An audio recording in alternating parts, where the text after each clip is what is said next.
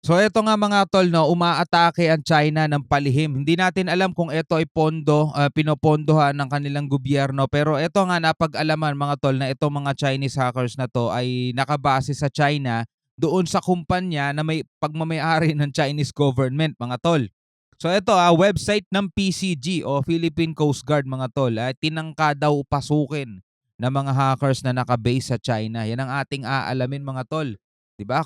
Actually nakakaalarma yung mga ganito kasi napakaraming impormasyon na pwede nilang makuha at pwede nilang guluhin ang sistema rito mga tol at mahihirapan siyempre yung ating, PCG na dun sa kanilang mga plano, dun sa kanilang mga confidential na hindi dapat sabihin, 'di ba, mabubunyag dahil dito sa mga hackers na 'to. Well, panoorin natin 'to mga tol mula sa UNTV. Huwag na natin patagalin pa. Ryan, kailan at papaano na-monitor ng PCG itong tangkang pag-hack sa kanilang website? Aga ayon sa tagapagsalita ng PCG na si Rear Admiral Armand Balilo, noong nakaraang buwan, sinabihan sila ng isang tauhan ng DICT kung may na-monitor na anumang tangka ng hacking sa kanilang website. Agad namang nagsagawa ng investigasyon ang mga tauhan ng PCG sa ulat na ito ng Department of Information and Communications Technology o DICT at hanggang ngayon nananatiling ligtas ang kanilang website sa banta ng hacking. Sinabi naman ni PCG Commandant Ronnie Hilgaman na titiyakin nila na secure ang kanilang website at matatag ang kanilang firewall para maiwasang mapasok ng mga hacker ang Mhm. kanilang website. Kaya naman inatasan na nito ang Coast Guard Public Affairs Service o CGPAS na patuloy na makipagtulungan sa DICT at patuloy na magsagawa ng pagbabantay sa tangka ng pag-atake. Kaso Nitong mas Sabado, magagaling iniulat yung ano, ng eh. DICT. Kaso mas magagaling yung mga nasa Pilipinas, eh, 'no, pagdating dito sa computer. So hindi hindi natuloy o hindi nagtagumpay yung, hindi magandang plano 'no.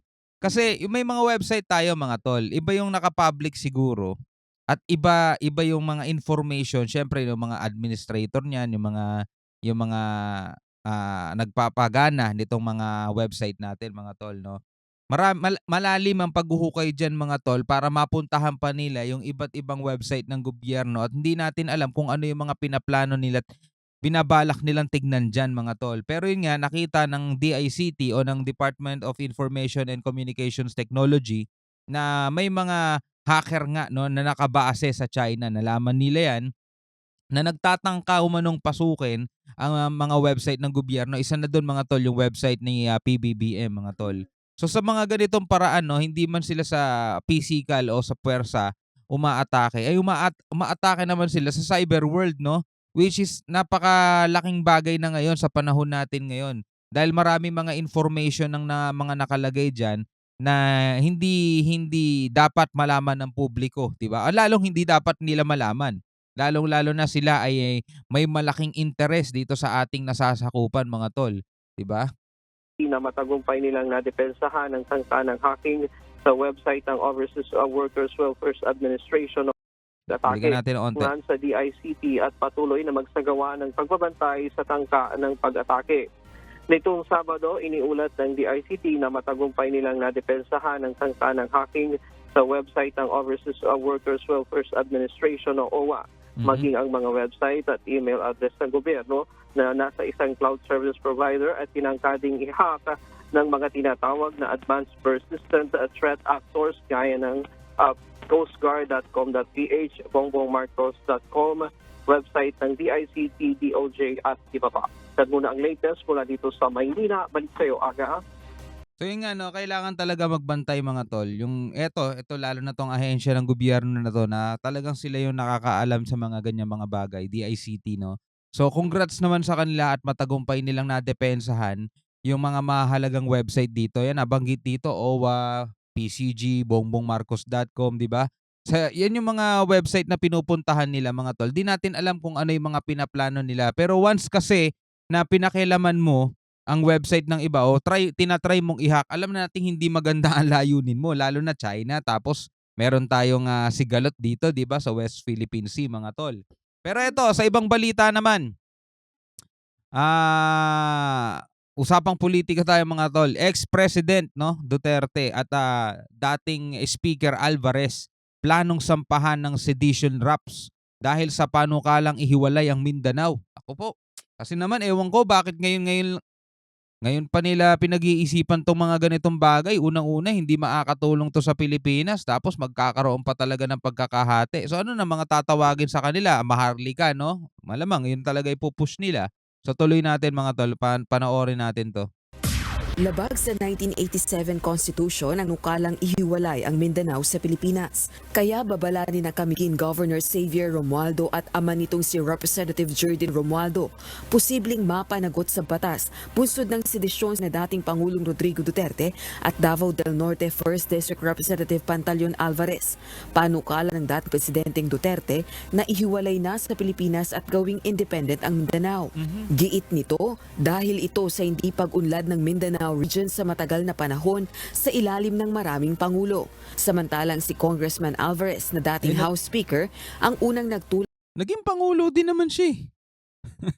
Pangulo. Samantalang si Congressman Alvarez na dating House Speaker ang unang nagtulak para sa paghihiwalay ng Mindanao sa Pilipinas. Sa pahayag ni Governor Romualdo, anuman ang dahilan ni dating Pangulong Duterte sa kanyang mungkahi, mapanganib niya ito at para lang sa pansariling interes. Nanawagan naman si Representative Romualdo sa kanyang mga kapwa kongresista na imbestigahan at kung mapatutunayan ng ebidensya ay simula ng pagpapatalsik sa Kamara ni Representative Alvarez dahil sa isinusulong nitong Mindanao Secession. Anya, nababahala ang mga mambabatas at ordinaryong Mindanaoan sa posibleng implikasyon ng separatist movement sa pagkakaisa at katatagan ng bansa. Rosa Licoz, UNTV News. Dapat ang ipinupush ng mga tatapos na sa termino nila. Kumbaga regular ka na lang, regular citizen ka na lang.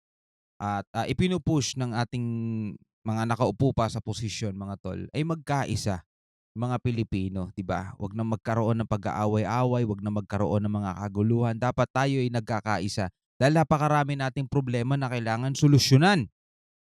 At napakalayo namang solusyon mga tol sa problema ang kinakaharap ng Pilipinas, yung hatiin ng Pilipinas, alisin na yung Mindanao.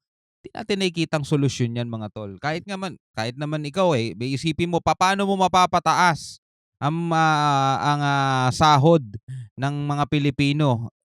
'Di ba? Iisipin mo na lang, at least tataas na yung sahod dun sa Mindanao, 'di makasarili ka naman masyado.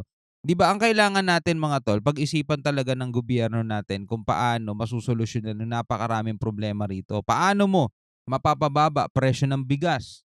Ihiwalay yung Mindanao para bumaba ang presyo ng bigas. 'Di ba napakalayo nun mga tol?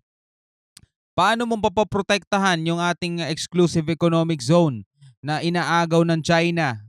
Hiwalay natin yung Mindanao, ganon?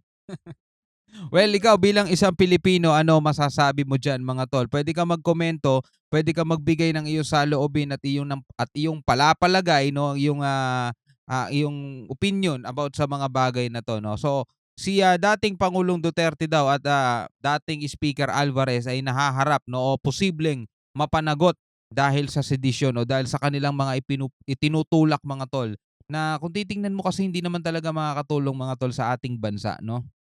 Ewan ko ba't gano'n ang iniisip nila. Anyway, hanggang sa muli, ako nga pala si Shobal D. Peace out.